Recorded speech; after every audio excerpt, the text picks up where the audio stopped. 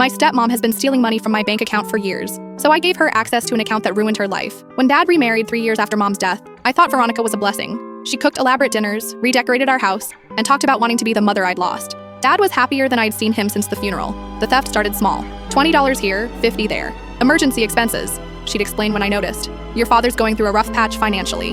But Dad's business was thriving. His construction company had just landed the biggest contract in town history. By my senior year, my college fund had shrunk from $15,000 to $6,200. When I confronted Veronica, she broke down crying. "I've been covering your expenses so your father doesn't worry," she sobbed. "Car insurance, clothes, school fees. Do you know how much teenagers cost?" Dad walked in during her performance. Instead of questioning why she was accessing my account, he hugged her and thanked her for being so selfless. I started working doubles at the movie theater, hiding my paychecks in a secret account. Every week, more money vanished from my original savings. Veronica had become bolder, taking hundreds at a time. The final straw came during my freshman year of college. I'd saved $1,800 for spring semester textbooks. When I checked my balance the night before registration, my account showed $23. I called Dad, panicking about not being able to buy books. "Veronica mentioned you'd been irresponsible with money," he said. "Maybe this will teach you budgeting." That weekend, I came home to find Veronica's new Mercedes in our driveway. She traded her old car for a $40,000 upgrade, exactly what she'd stolen from me over 2 years. I'd reached my breaking point. I spent weeks researching Veronica's spending habits. Turns out, she had a serious shopping addiction and owed money to multiple credit cards. She'd been using my stolen funds to make minimum payments while splurging on designer items.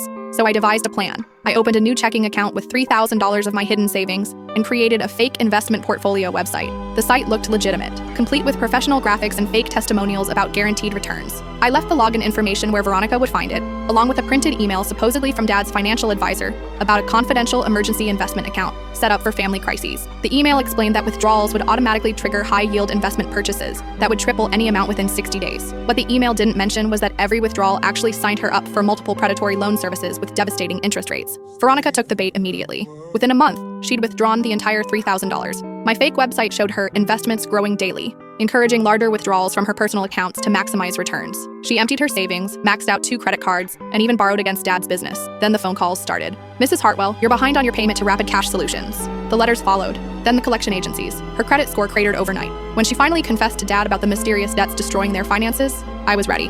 I showed him screenshots of every theft, every lie, every dollar she'd stolen over 3 years. The divorce papers were filed within 2 weeks. Veronica now works at a discount clothing store, living in a trailer park, still paying off those predatory loans. Last Christmas, she sent me a card apologizing for any misunderstandings about money. I kept the card. It's hanging on my refrigerator in my new apartment, the one I paid for with the money she never got to steal.